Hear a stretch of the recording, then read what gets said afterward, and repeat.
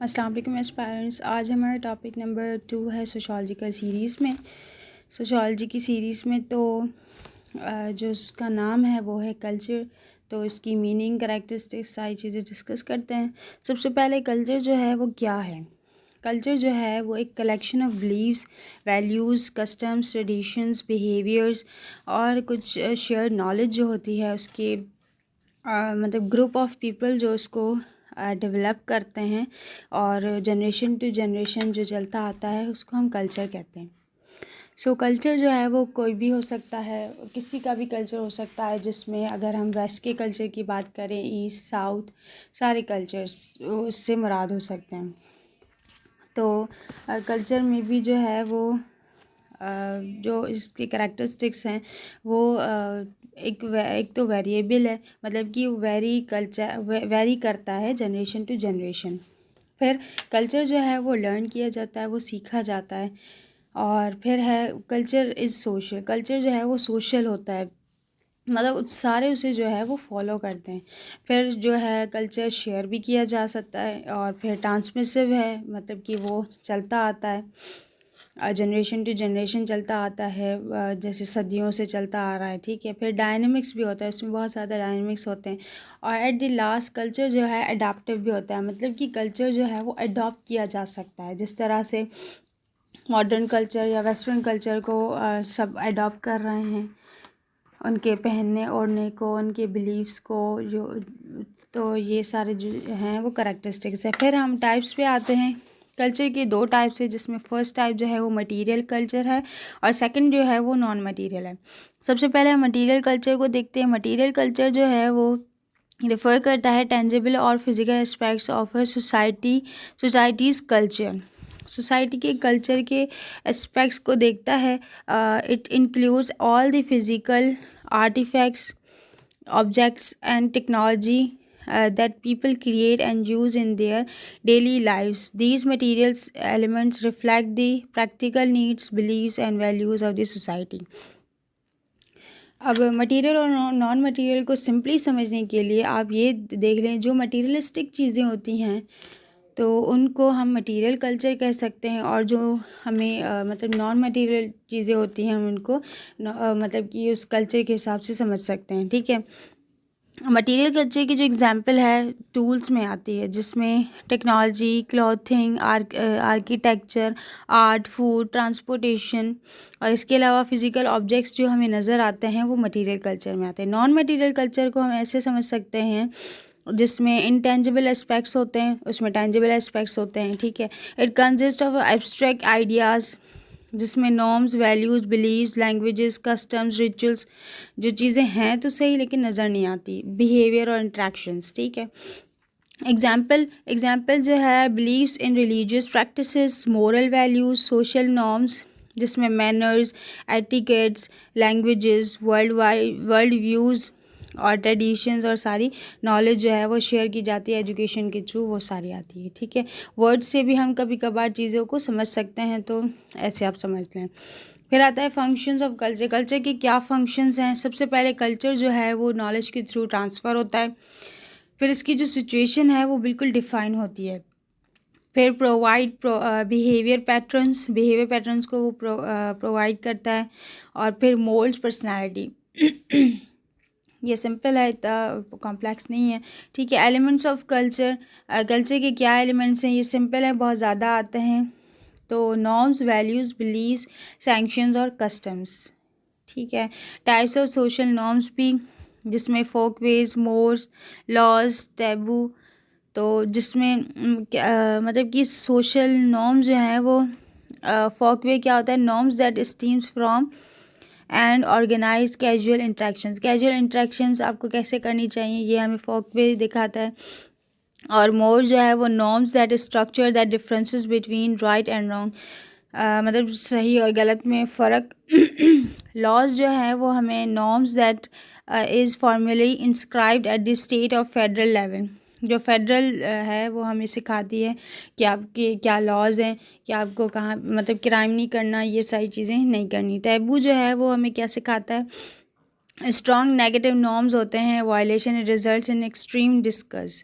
तो तुम ऐसे हो, तुम ऐसे हो, तुम ऐसे हो, तो एक बंदे को ना आप ऐसे कर देते हो, हालांकि वो ऐसा नहीं होता है कभी कभार। ठीक है, कल्चर एंड सोशलाइजेशन को देखते हैं। कल्चर एंड सोशलाइजेशन में आर इंटरकनेक्टेड प्रोसेस, ये इंटरकनेक्टेड प्रोसेस है। कैसे?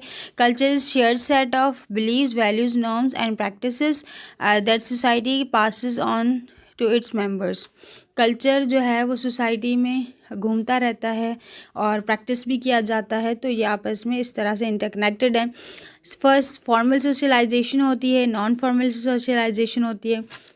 तो फॉर्मल एंड इनफॉर्मल में पहले भी मैं समझा चुकी हूँ, फिर से समझा देती हूँ कि वर्ड से अगर आप समझेंगे चीज़ों को तो आपको आसानी होगी।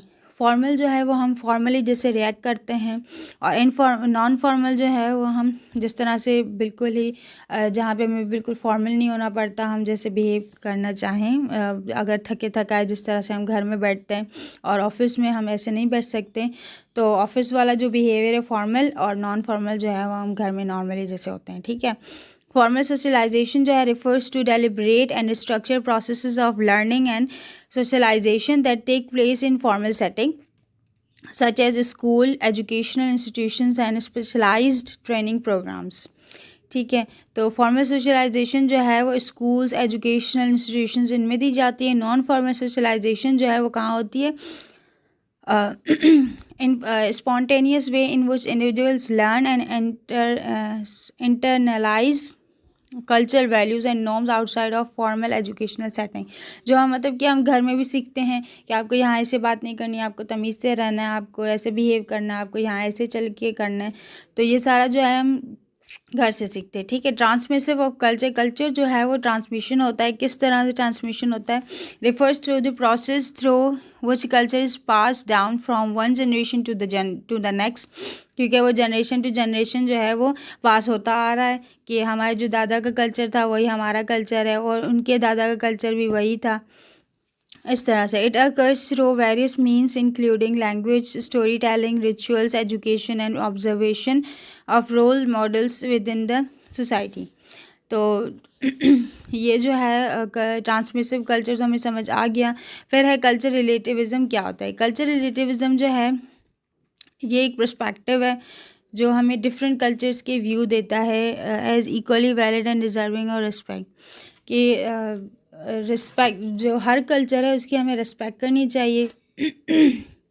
ये हर और जो कल्चर्स होते हैं आपस में थोड़ी सी कनेक्टिविटी की वजह से उनमें थोड़ी सी रिलेशन होता है। तो ये हमें व्यू जो देता है रिलेटिविज़म, वो कहता है आप इक्वली सब कल्चर्स की रिस्पेक्ट करो। सब कल्चर क्या होता है? Subculture are smaller distinct culture groups that exist within a larger society. Subcultures may be based on interests, hobbies, occupations and shared identities. जिस तरह से कल्चर बहुत बड़ा सारे ग्रुप में या कम्युनिटीज़ में फैला हुआ होता है, तो इन सारे फैलाव में एक सोसाइटी में एक छोटे छोटे भी अलग अलग से भी कल्चर होते हैं किसी किसी के, तो वो हॉबीज़, ऑक्यूपेशंस और शेयर्ड आइडेंटिटीज़ की बेस पे होते हैं, उनके इंटरेस्ट पे होते हैं, तो उनको सब कल्चर्स कहते हैं। फिर आता है मेल्टिंग पॉइंट। क्या है मेल्टिंग पॉट? क्या है melting pot? Is a metaphor for the heterogeneous society becoming more homogeneous, the different elements melting together with in a common culture. तो सारे कॉमन कल्चर में जो एक होमोजेनियस का जो एलिमेंट होता है जिसमें मेल्टिंग टुगेदर, एक दूसरे के लिए अच्छे से जज्बात रखना, तो वो है मेल्टिंग पॉइंट कहलाता है। ठीक है, फिर है हमारा एथनोसेंट्रिज्म और जीनोसेंट्रिज्म। एथनोसेंट्रिज्म जो है एक टेंडेंसी है टू जज अदर कल्चर, दूसरों के कल्चर को हम जज करते हैं by the standards and values of the one's own culture, often leading to the beliefs that is one's culture is superior. मतलब कि अगर हम अगर हम सिंध में रह रहे हैं तो हम अपना जो कल्चर है सिंधी का उसको दूसरों के कल्चर से ज़्यादा अच्छा समझते हैं। अगर हम कहीं और रह रहे हैं, जिस तरह से हम बलूचिस्तान में रह रहे हैं या फिर हम केपी में रह रहे हैं या फिर हम पंजाब में रह रहे हैं, तो हमारा जो कल्चर होगा हम उससे ज़्यादा सुपीरियर समझेंगे उनसे, या फिर वो हमसे ज़्यादा सुपीरियर समझेंगे। तो ये जो है वो एथनोसेंट्रिज्म कहलाता है। जीनोसेंट्रिज्म क्या होता है? On the other side is the opposite perspective valuing और idealising aspects of others culture over one's own. Xenocentrism जो है वो अब हम दूसरों के कल्चर को अपने कल्चर से ज़्यादा अच्छा समझते हैं, ये इसके बिल्कुल ही उलट है।